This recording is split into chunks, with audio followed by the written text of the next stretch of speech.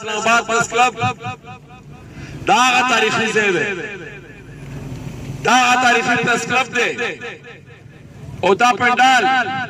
دا هغه تاریخي پنډال دی چې نن تقریبا یو کال مخکې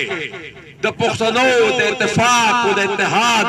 لومړنی قدم په دې پریس کلب کې خاطر شوی و او دا قدم په نتیجه کې تاسو نن ولیدل چې پښتون ژغورنې غورځنګ په عمل کې راغلی دی. د پښتون ژغورنې غورځنګ د یو سوچ د فکر د نظریې نوم دی، دا هغه سوچ دا هغه فکر او دا هغه نظریې نوم دی چې کوم په دې ځمکه